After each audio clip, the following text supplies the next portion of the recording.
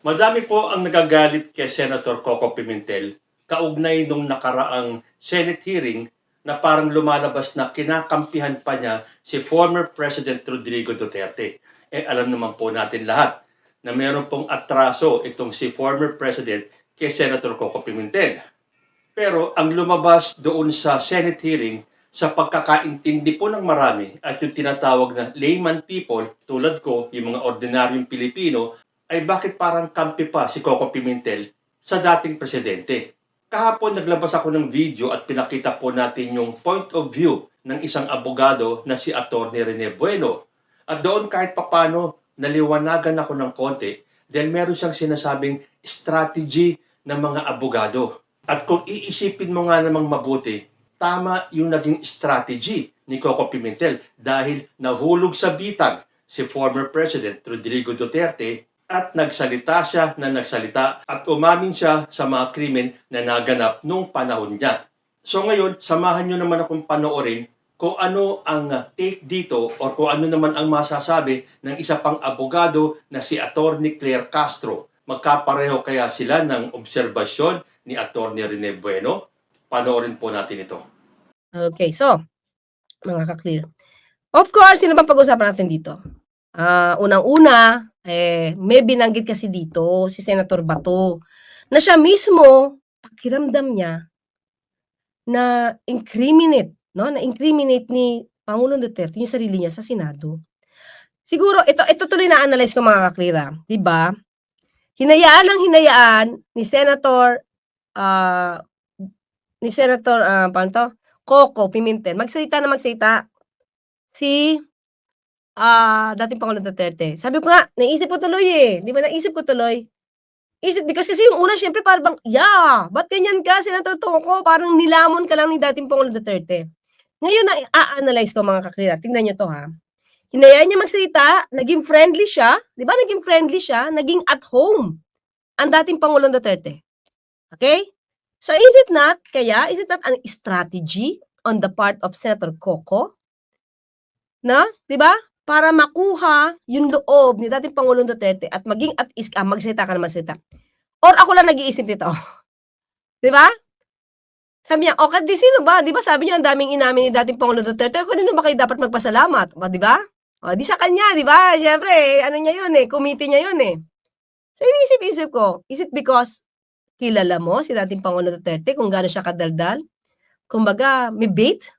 Pinainom mo ng panayan, "Come on, pasok lang, pasok, mga suki, pasok lang."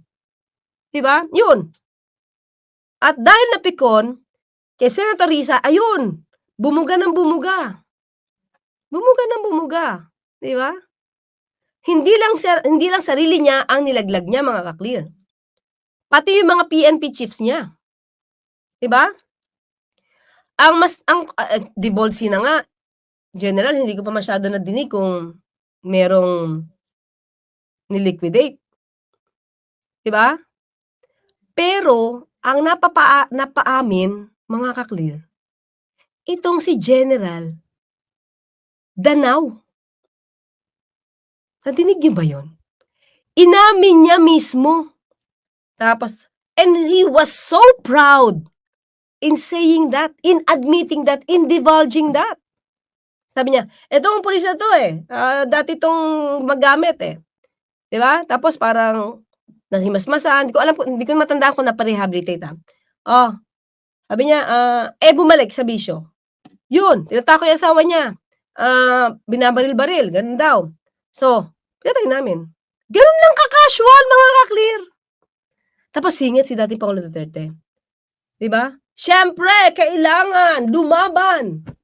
O di balik ulit si kasi lumaban Pero ang una niyang salita, di yun, pinatay namin. Ganon ka-casual si General Danao.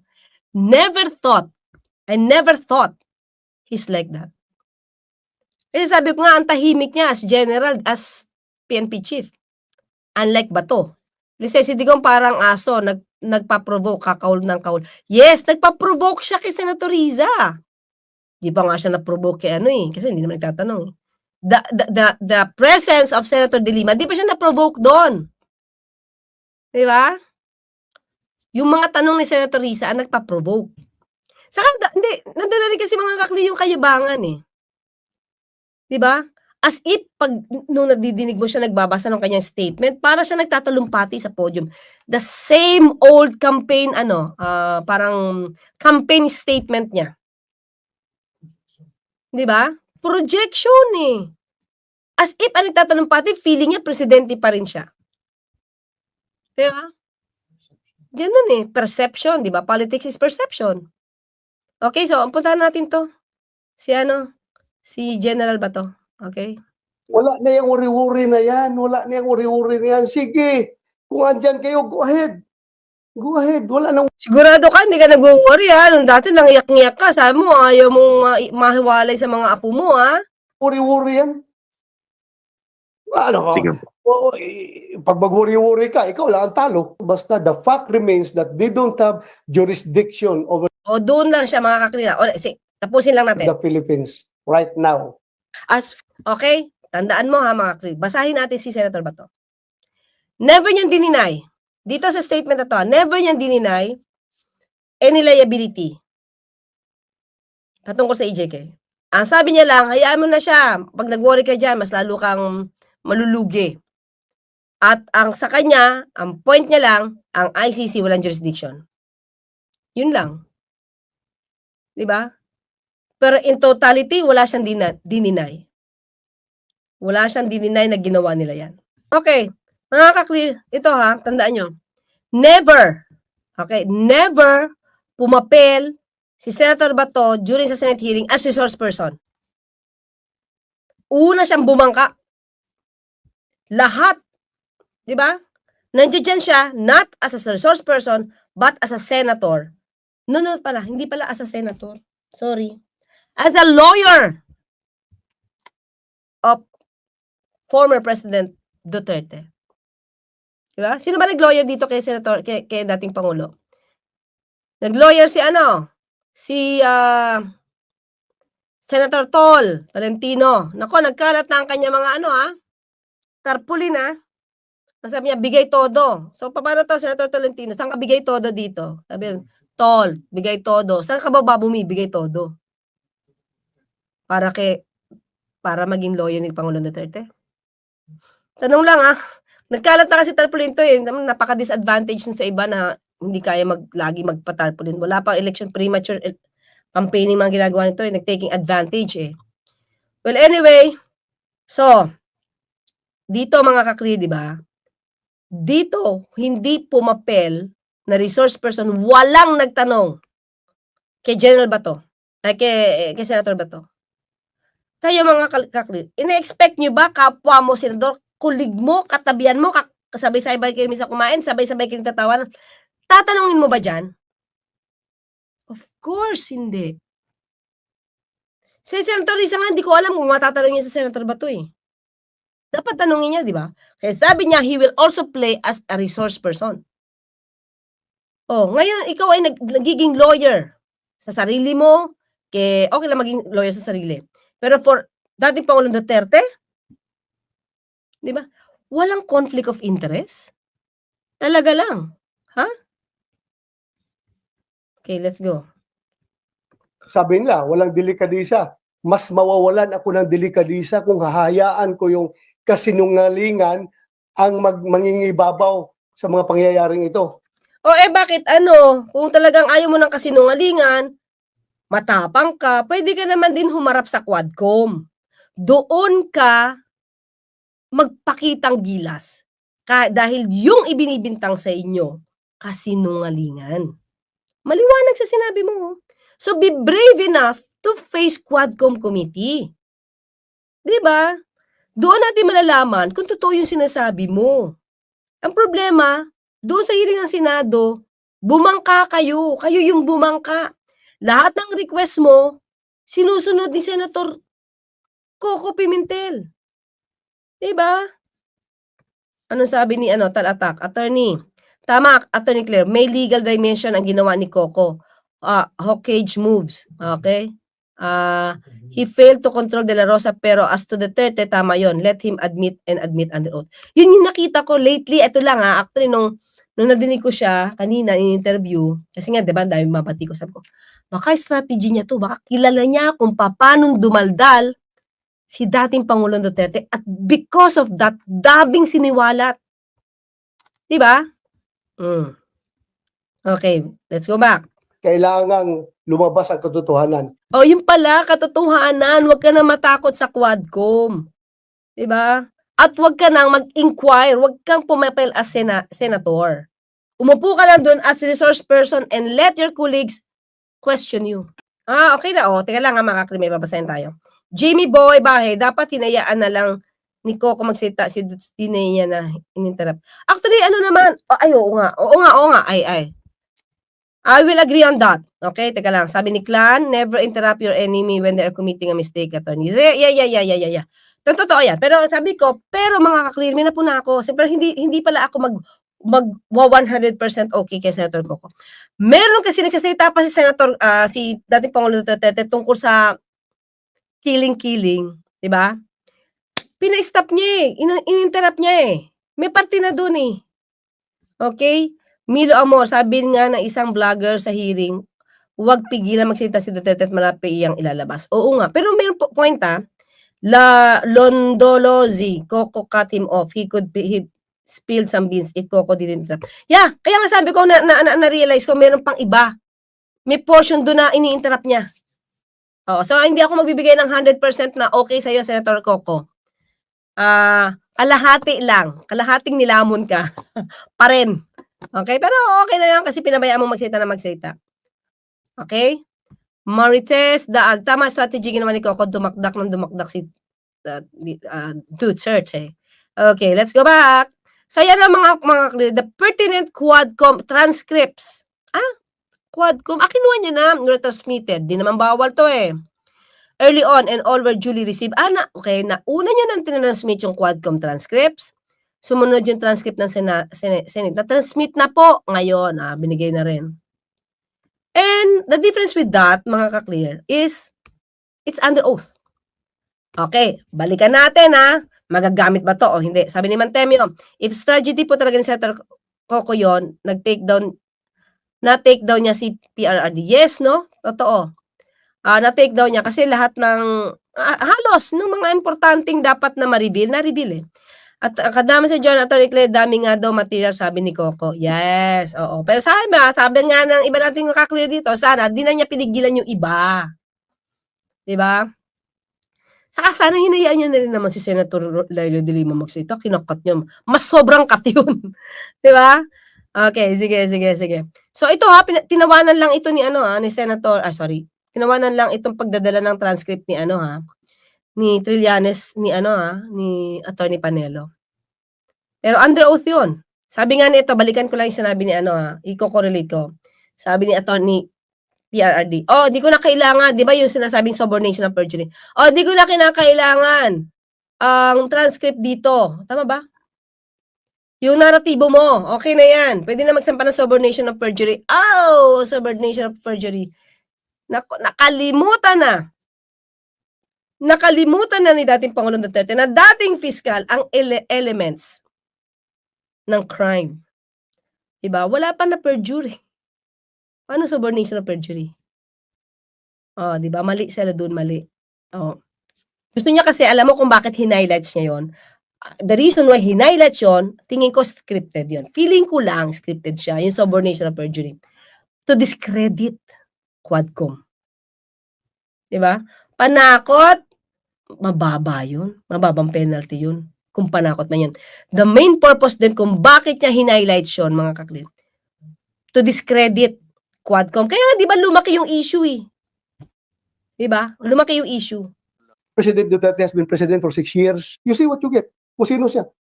So it's up to you to decipher kung siya nagbibiro o totoo yung sinasabi niya.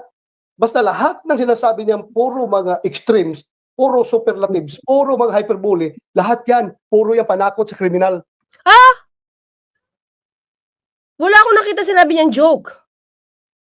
Sa sinabi niya, yes, medyo tumatawa siya, pero di niya binawi yon. Binibigyan niyo na ng ibang interpretasyon, Senator Bato, kasi nilaglag ka niya. Ilang beses kanyang tinuro, isa ka sa naging commander ng death squad niya. 'Di ba? Hindi yun biro. 'Di ka nga nakasagot, eh. Bakit sana kung biro 'to dapat in-interpolate mo. Ba't hindi mo tinanong? 'Di ba mga clear? Oo, tanong ko lang. Bakit hindi mo yan dininay? On the spot. Bakit hindi mo tinanong at sinabi mo, totoo bang dating Pangulong Duterte na ako ay commander ng death squad? Dahil yan ay pinagsisinungalingan ko, sinungaling ka. Dating Pangulong Duterte, bakit di mo ginawa? Nandun ka eh. Di mo nga dininay. General Danao, di rin dininay. He even admitted that he did it. Sa isang pulis. He committed the crime. Ang tanong ko, city director siya noon, 2012? Pwede pa yang makasuhan ng murder. Ang tanong ko, 2012 ba? 2012, sino mayor doon? Mayor Duterte? Yeah. Duterte. Oo, tama. Mayor Duterte. Pinaimbestigahan ba niya si Danao? Kinasuhan ba ng kaso si Danao for killing a police officer? Kaya nga hindi kayo maimbestigahan kasi wala kayong mukhang lumalabas na wala kayong records ng mga na-eliminate, na-liquidate. Kaya ang lakas ng loob ni dating Pangulong Duterte, sabihin niya na, sige, punta kayo sa Davao, kunin yung records. Paano magkakaroon ng records? Magkakasama kayo. Mga commander niya, parte ng DDS, ng death squad. Magtatago ba kayo ng records kung sino ang mga na... maglalabas ba kayo ng dokumento? Kayo nandiyan dyan. O sumunod, sino susunod na mayor? Anak niya. Sara Duterte. After Sara Duterte, sino nung naging mayor? Anak niya ulit. Anong records malalabas dyan? Aber? Sige. Ay. Siyempre, itatago nyo yan. Diba, sabi nga ni General Torre, nililinis nyo yung mga blatter nyo. Kaya gumaganda daw. Wag ma-offend yung mga taga Davao. Kung sinasabi nyo maganda naman talaga yung Davao. Okay. Walang problema po doon. Kasi yun naman talaga ang impression sa Davao. Maganda daw, di ba? Pero, yan naman ang sinasabi natin, galing kay General Torre. Kaya yung ibang mga pulis dyan, na natanggal, na-reassign kung saan, because nagdodoktor sila ng blatter.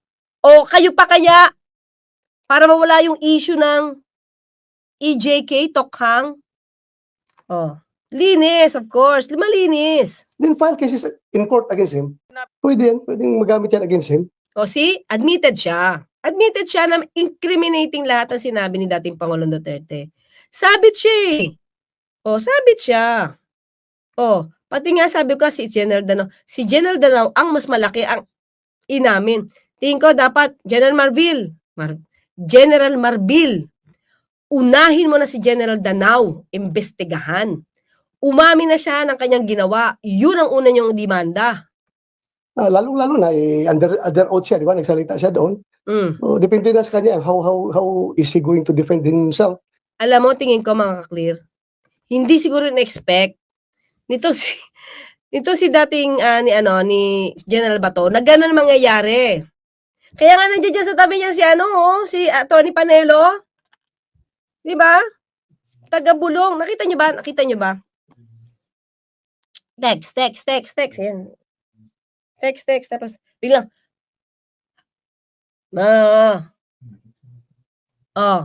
sino ba nagte-text? Text ng text. Tina-text ba ni Atty. Panelo yung mga tanong dapat ni General Bato? Ano kayo tina-text? Sobrang siyang busy talaga. Di ba? Bawal yun sa court sa amin. Although ayoko i-compare ang court, di ba? Pero bawal yun. Contempt kami doon. Di ba? Lalo na kung nakaupo ka doon, kitang-kita ka. Okay, tanging si Bato na lang ang kanyang sarili at ang kanyang sarili ang hindi naniniwala sa death squad. Pero sinabi niya, sige, hindi siya naniniwala sa death squad. Okay. Pero ano yung sinabi dating Pangulong Duterte na incriminating. Na inamin niyang incriminating kasi under oath.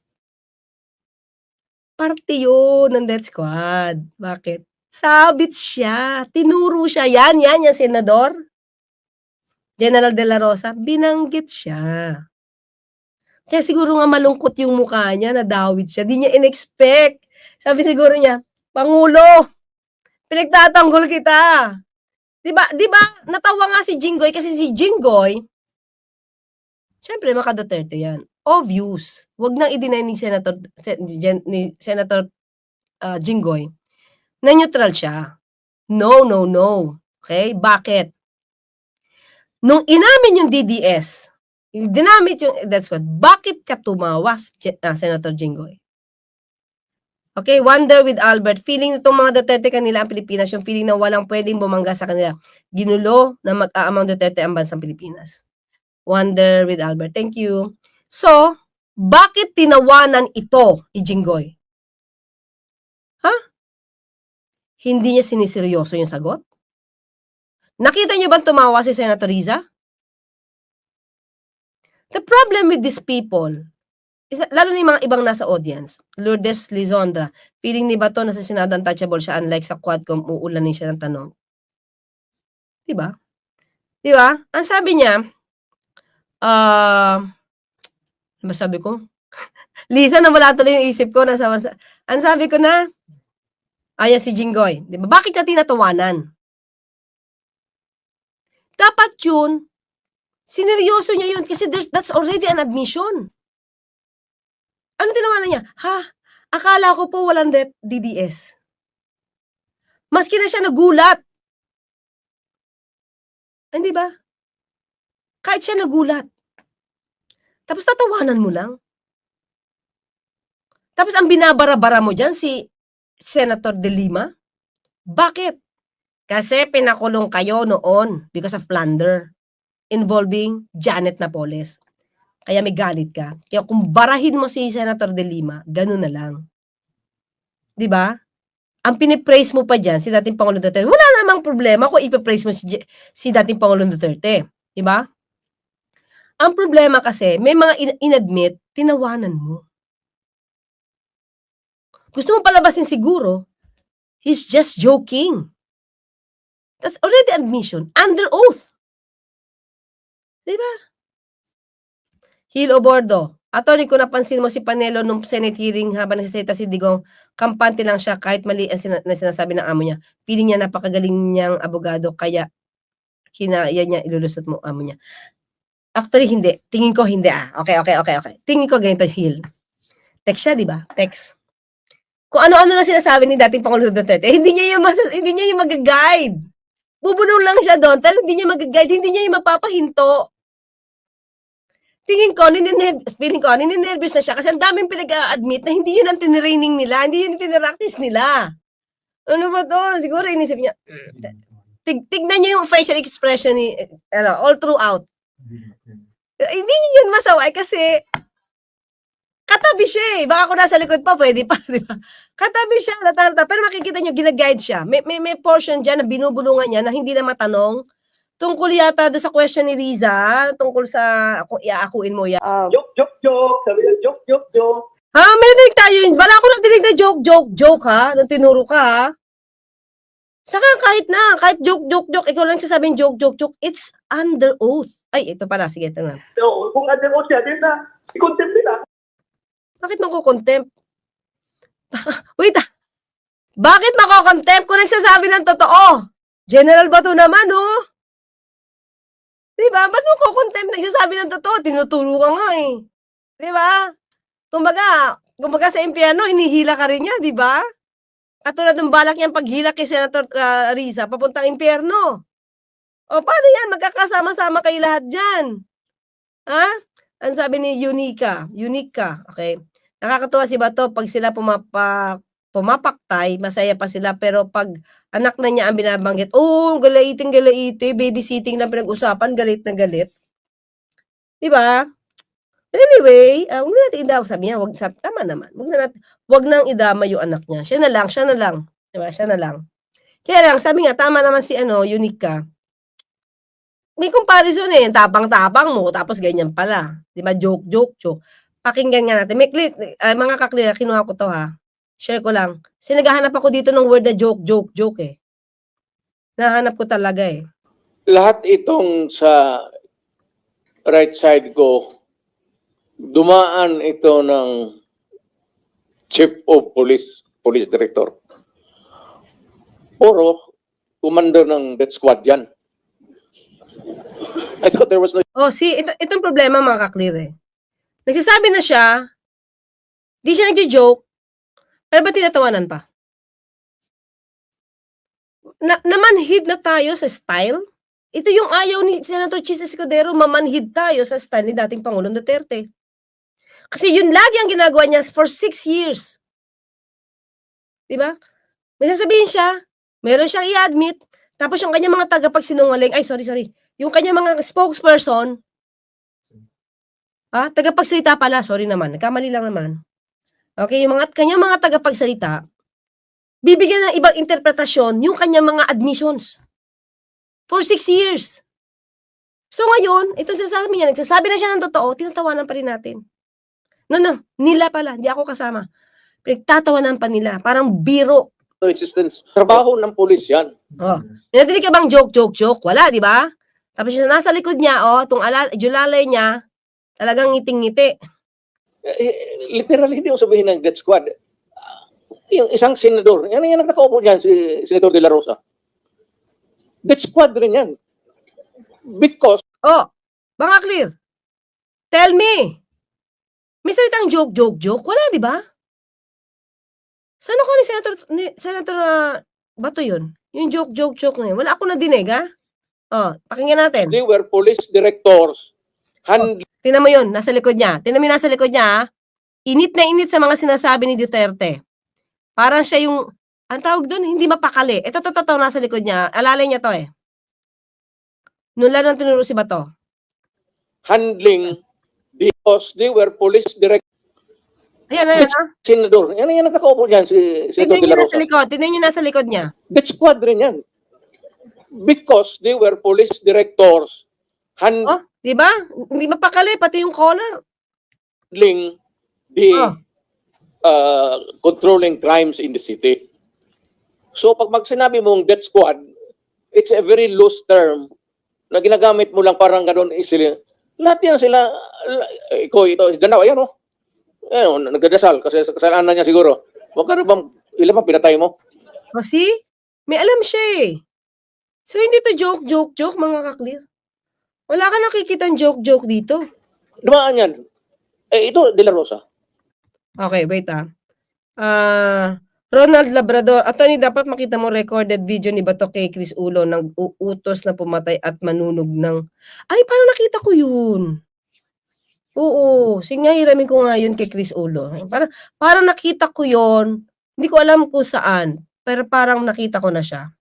Okay? Kaya nga, pati nga reward system, pinakita ko sa inyo, may admission sila, di ba? Tanungin ko sila ngayon. Tanungin ninyo. Openly, lahat yan dumaan pagka-police chief. Pati yan si Gamboa. Tanungin ninyo.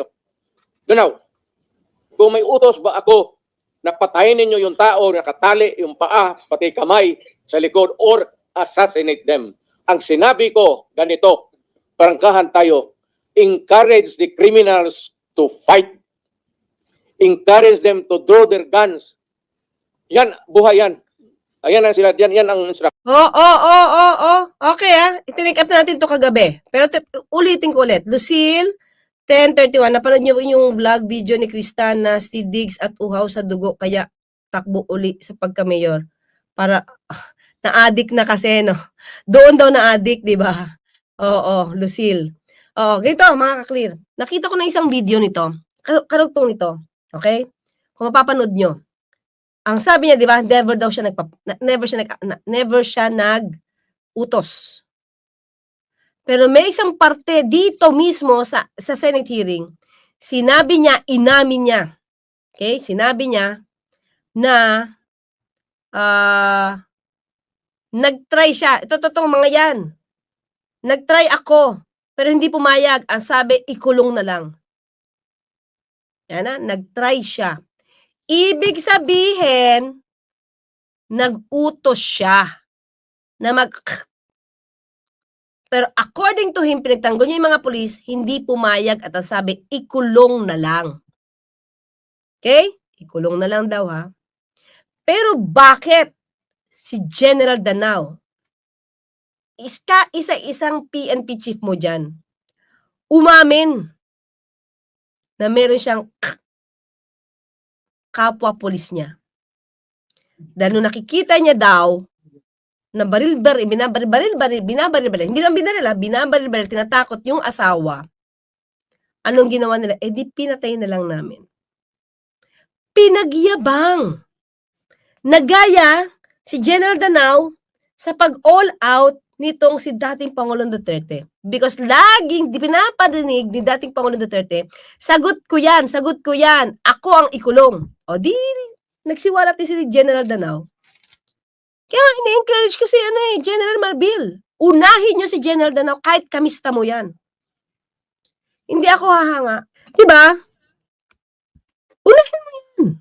Nagpapaimbestiga, actually sabi ng PNP, nagpapaimbestiga sila ngayon ng mga unresolved killings. Panahon ni Duterte. Teka lang, dapat hindi lang nung 6 years. Balik siya.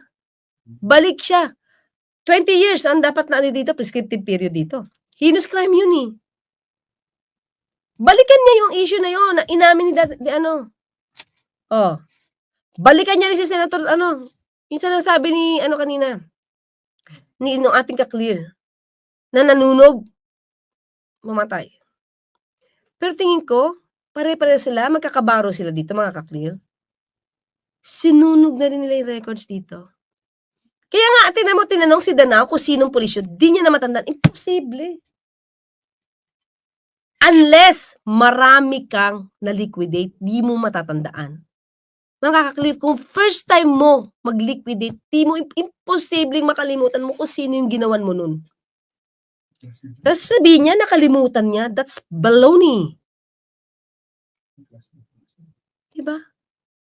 Unless, sandamakmak, ang ginawa mo, makakalimutan mo talaga yung pangalan nun. Pero you could relate the story vividly. Sabihin mo, tinanong ko sino, hindi mo na alam kung sino. Diba? Yun. Ngayon, pinapakita ko yung video na to, tinuro si De La Rosa, si Senator. Pati yan si Kuy. Pati yan si De La Rosa. Encourage them lumaban. Pagka lumaban, patayin ninyo para mga ka-clear, alam ko may kumukha dito ng law, saka may lawyer dito. That's wrong. Tapos nga ngayon, sasabihin ni General Bato, ni Senator Bato, ni Atty. Panelo, na okay yung pronouncement na yon. That's self-defense. Nasaan ang self-defense pag in-encourage mo yung huhulihin na lumaban ka, draw your guns. Pag lumaban, bariling. My goodness.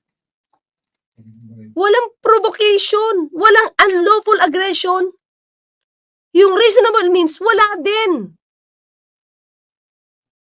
Saan nakuha na idea, encourage them to fight?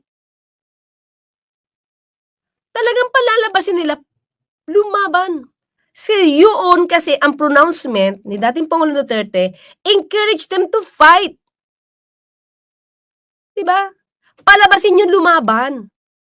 Para isang buhay, mawala na, makitil na, less na yan sa problema ng bayan. Yun ang gusto niya. Diosdado Caninogo. Nang si Bato nilaglag ni Duterte, joke lang daw. Pero si PBBM, sinisira ni Duterte, hindi joke. At nagpapahiring pa siya. May point si Diosdado. Sir Diosdado, yes, may point ka. Okay? So, ano pa? Yun lang. Kaya kinumpara ko lang kung joke talaga. matapos na ang problema ko sa syudad ko. Walang joke to. Tony tuloy. General Bato, Senator Bato, walang joke ako nadinig. Huwag mong dagdagan. Huwag mong linisin ang kalat niya. Sinabog ni dating Pangulong Duterte. Huwag mong linisin. Nagkalat eh. Ngayon nililinis ngayon ng mga alipores niya. Kita nyo? Wala daw inamin, ang galing daw ni dating Pangulong Duterte, ang tapang, kinain ng buo ang Senado. Kahit kinain niya ng buo ng Senado, the mere fact na marami siyang inamin, that's under oath. Under oath yun. Okay? Okay, suspend lagi pag nasusuko na si... Oo nga, no? Di ba? Sabi niya nawiwi nga siya eh. Bigla siya nawiwi. Nung si Senator Rizig tatanong, nawiwi bigla. Nawiwi, di makasagot. Can I ask for suspension? Call of Duty mobile. Laging pinipilit ni Bato, excuse na si Digong. Baka marami pang amin. Ay, oo nga! Good point. Oo. Totoo yan. Can we just, di ba? Pwede na ba umuwi? Pagod na. Kasi ang dami na dadal. Correct. Thank you. Sabi mga ka-clear, critical rin to eh. Critical thinker din. Lahat tayo dito eh. Rudy Rizardo, no courageous questions were asked to Duterte except for Risa. Yes. And dapat, sa susunod, bugbugin nyo ng tanong si Duterte, si Bato. Bugbugin nyo ng tanong yan. Hanapan nyo lahat ng mga ibang ebidensya ng lahat ng admissions nila before. Yung sinabi na additional motivation yan sa mga police, di ba? I-neutralize. Pakita nyo yan. Pati kay Bongo, tanong niya kung anong ibig sabihin niya noon na 2 million. Di ba? Sabi ni dating Pangulo Duterte, 3 million daw yung ibibigay niya pag high value target, di ba? 3 million. Tapos sabi na lang ni Bongo, 2 million na lang. Aba, saan napunta yung 1 million? Di ba? Lucky Aki. Pilit nga nila pinapalis na si Duterte sa room kasi dami sinasabi na nilaglag niya sarili niya. Si Coco takot yan, di strategy yan. Backfire lang kay Duterte, kaya bangan niya. Oh, yes. Well, binibigyan ko lang naman ng konting point si Senator Coco. Although alam ko medyo nilamon naman siya ni dating Pangulo Duterte. Bigyan lang natin ng konting ng positive review ng konti ito. Si Senator Coco. Diyan po sa video ni Atty. Claire, nagkapareho po sila ng pananaw ni Atty. Bueno. Porque pareho silang abogado, nakita nila yung sinasabi nilang strategy. At doon nga sa strategy na yon ay nabitag nila si former president. At dahil gumaan nga ang pakiramdam ni former president kay Coco Pimentel dahil akala niya nasa panig niya si Pimentel, patuloy ang kanyang pagrambol at napaamin sa mga krimen na nagawa niya sa kanyang war on drugs.